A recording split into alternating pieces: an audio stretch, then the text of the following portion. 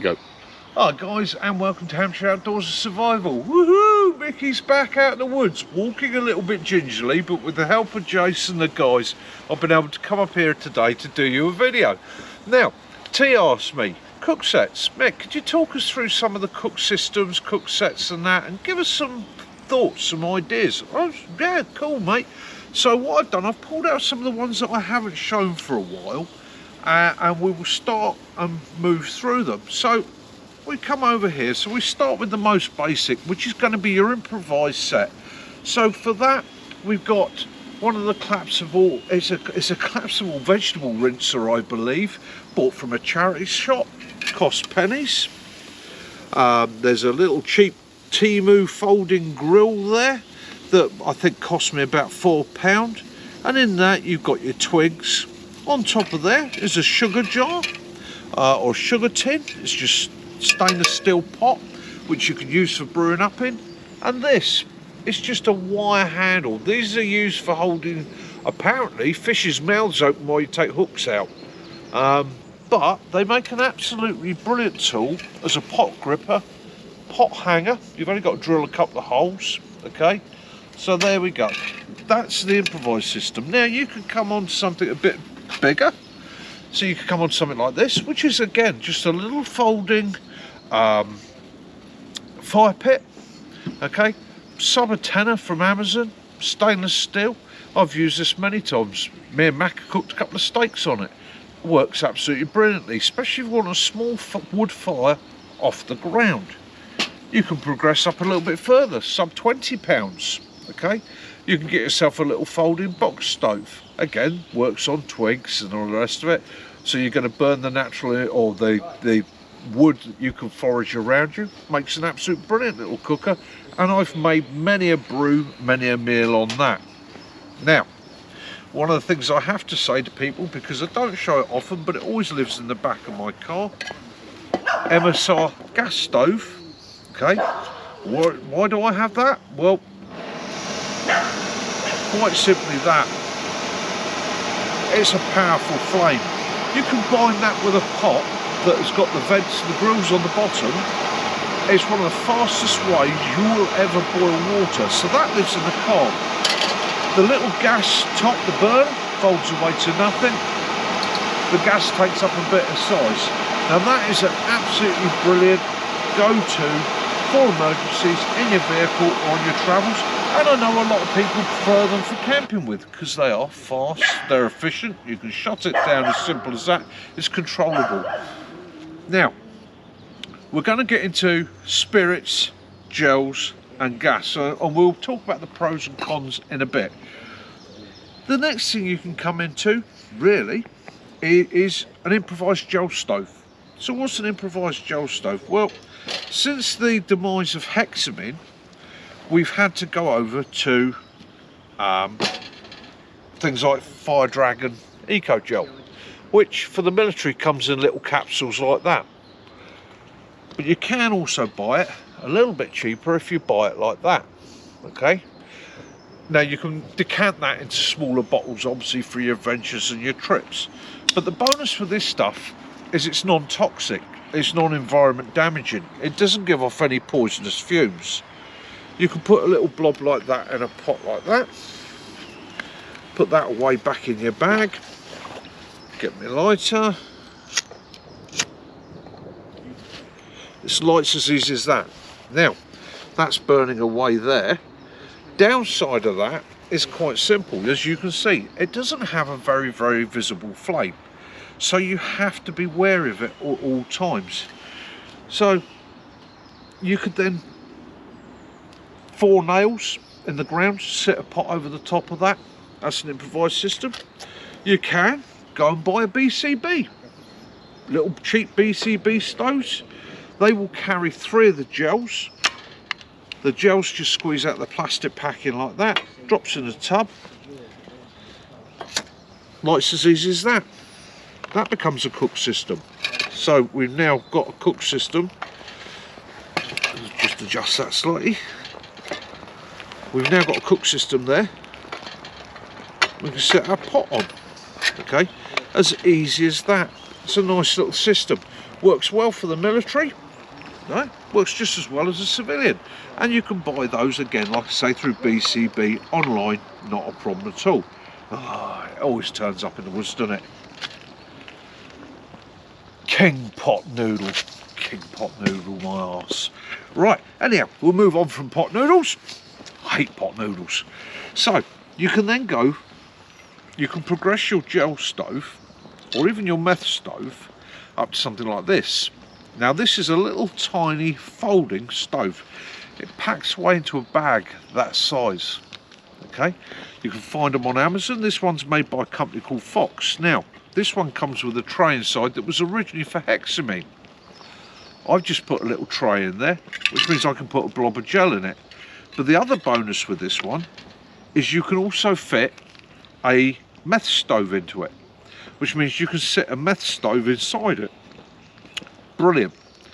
Means you're carrying a meth stove, or if you've got a little meths can, you can drop that in there and use that as a burner. That makes a very small, very efficient little burner that you can use out in the woods, take with you camping, carry with you just for a day hike. You know, if you're just going up the woods for the day and you're thinking, I might want to make a brew, you've got your little cup with you, metal cup with you, you take that with you.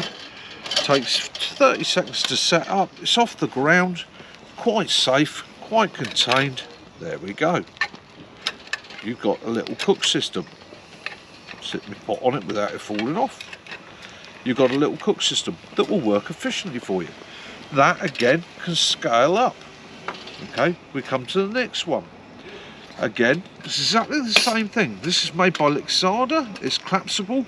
The difference between this one and this one, apart from the size, is that one's hinged, and I do prefer the hinged setup. Okay, it's a lot easier than messing about trying to clip things together, but it's exactly the same format and will take a meth stove. So that's gel out the way, and gel, fast, lights in all conditions, quite controllable, it's fairly spill resistant, gives off a good heat. Okay, and depending on how much gel you put in the tub, depends on how long it's going to last. You can also use the gels as an accelerant for getting your wood fires going. Okay, so we're on to meth stoves. What is a meth stove? Well, a simple meth stove, cheap meth stove is this one. Okay, Lixada titanium, great little stove. Has one drawback, doesn't come with any way of shutting the fire off. It doesn't seal on the top either, so once this is lit, you've got to let it burn out, which is something I'm a bit loath to do because I'm a tight farmer's son. And you don't have to use meths. Oh no. Acetone, nail polish remover, you can use that. Okay, so you steal your wife's nail polish remover, you put it in the pot, you grab yourself, and this is a tip for you, especially on days like this when it's very wet and cold, grab yourself a stick, dip it into your, and use that stick to then ignite your, right, it's going to take a second or two to get that going.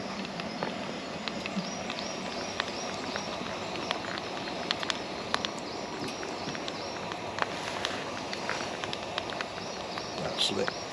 Right, so using a stick with a little bit of acetone on it, dipped in there, what that does, it allows the acetone to heat up and that stove's lit. So what happens with this stove is it generates heat. As it generates heat, the meth spirit that's trapped between this wall and this wall gets superheated and it creates a jet, and the jet comes out through these holes, giving you a burner. Now they're a great little system, they work really, really well. And acetone, like you say, is cheap, easy to get hold of, doesn't soot up quite as readily as methylated spirits. Again, when we talk about being able to shut the fire down, so we've got the acetone in there, and if I need to shut that down, all I need to do is take a lid, any sort of lid, cap, place that over the top for a few seconds, starves it out of oxygen, he says, starves it out of oxygen, and the acetone's gone out. Now the problem with this stove, like I say, there's no sealable lid that I can put on there and contain that fluid in there. Whereas with a lot of the Trangiers and other stoves, you can. They come with a screw-on lid with a seal, so you can keep them topped with fluid. So here we have a larger folding bush box, which would make quite a good twig stove. Okay, this would make a very nice little twig stove. It's hinged, so it goes together well, but it comes with a plate, which means that I can put a meths burner in the top, which is again an added bonus. So lighting meths on a cold day is quite simple. Get yourself a stick, light your stick, place your stick into your meths, and what that does, it allows a little heat on the vapour of that meths and ignites the meths, which is now burning. Again, meths and acetone you have to be a little bit respectful of, because they burn with a naked flame, so the test is really run your hand above it. Now we'll let that come to bloom, and what we'll also do, we'll let that one come to bloom. Right, so we'll let them come to bloom. Now they work absolutely brilliantly. They're great stove systems, I like them, and as you see, they're not really highly polluting. They don't give off a huge amount of smell, they don't give off a massive amount of light, and they don't give off any smoke. So that means, like the gel, it is pretty discreet. You can use it in places. Shut up there. Go. So, as you see, the little acetone stove, that's come up to bloom now, so you can see how the jets come out around the rings and how it works. Works nice and efficient, makes a very nice little burn, and will boil your water in no time at all. Same thing with the meth stove here. The jets are just starting to work on that. So again, as you see, it's a nice self-contained unit. Now the thing you've got to be a bit respectful with meths is obviously it's a liquid, so it can spill. Now getting back into something that's one of my absolute favourites, and combines Cookset with meths. So we'll light the meth stove there. That's a little Trangier one. We'll get that underway.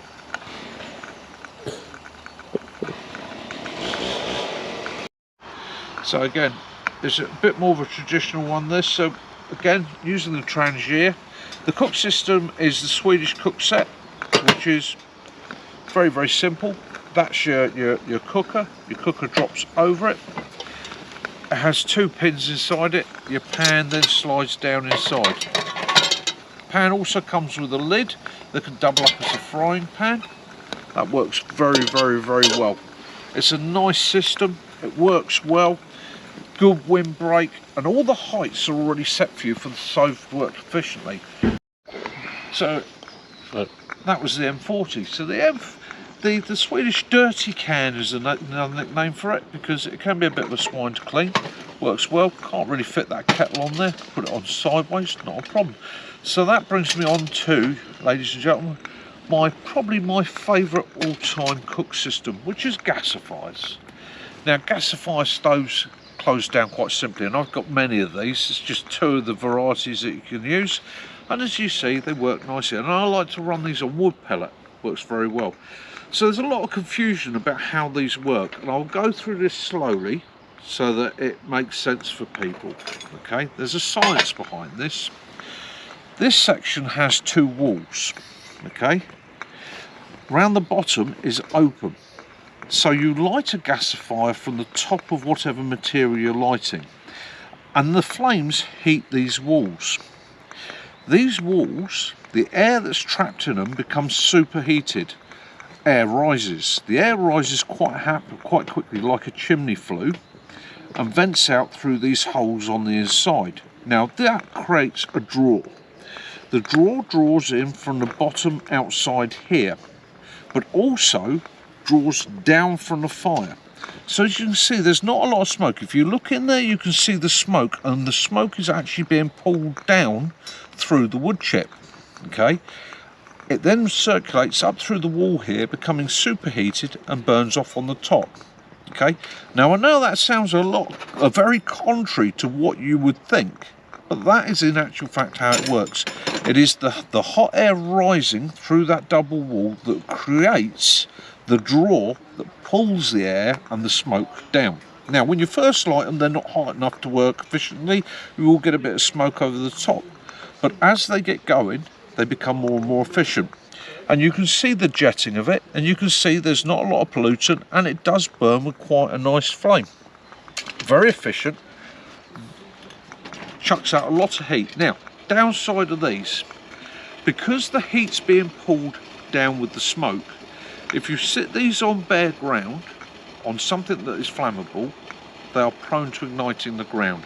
Hence I've put this one up on this piece of aluminium target board, or both of these on that, so that it protects the wood underneath.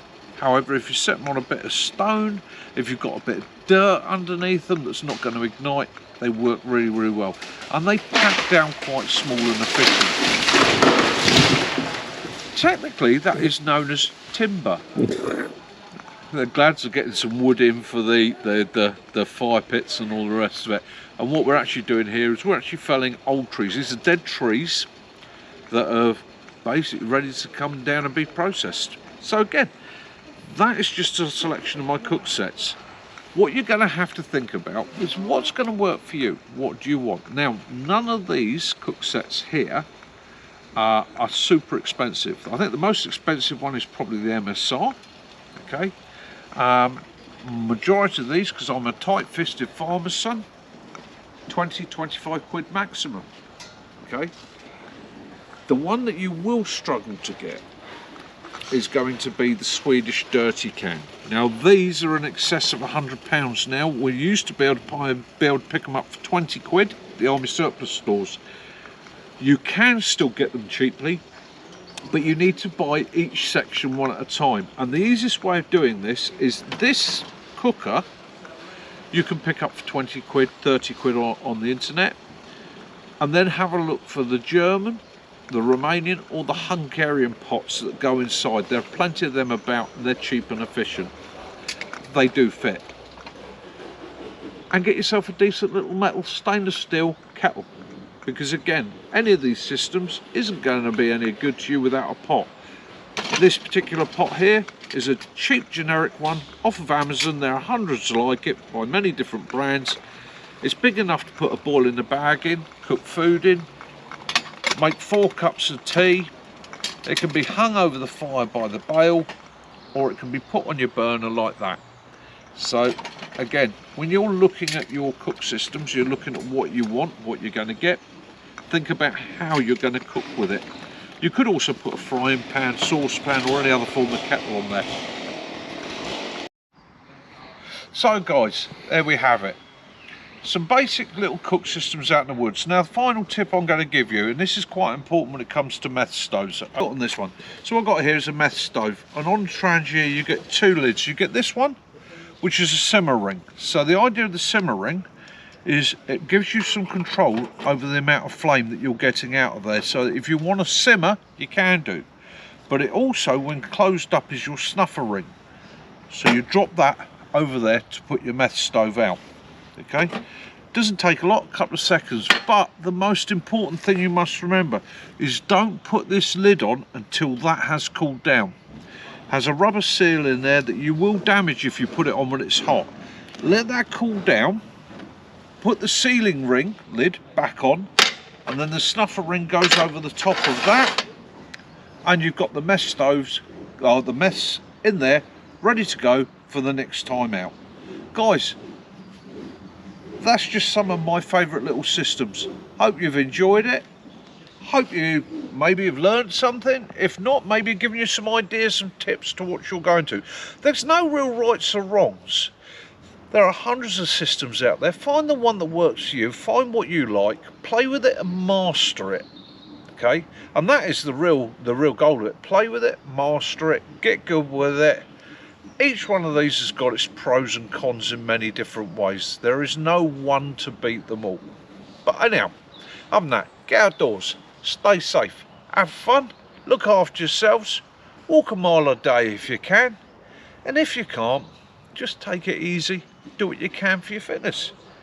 I'll say this much to you guys, please like, subscribe, share if you could. It really helps the channel, especially to everybody that's become a member. Thank you very much guys, really appreciate it. That's going to go a great way towards helping the channel, so thank you very much. And we will be doing some members shout outs in the future. Join us on a Sunday night for the Sunday Night Social live on Hampshire Outdoors and Survival. Come along, have a laugh, have a giggle. Put questions forward, speak to many other YouTubers from the outdoors from all over this world of ours. We've got Americans, Australians, Alaskans, all sorts. So ask them for advice and tips if you wish. Make contacts, make friends. Find guys in your area, as some of the guys just have. But most importantly, love those you do. Forgive those you don't. And may peace and light be on you all. Till next time, this is Mickey and Jace, Hampshire Outdoors and Survival. Mickey out!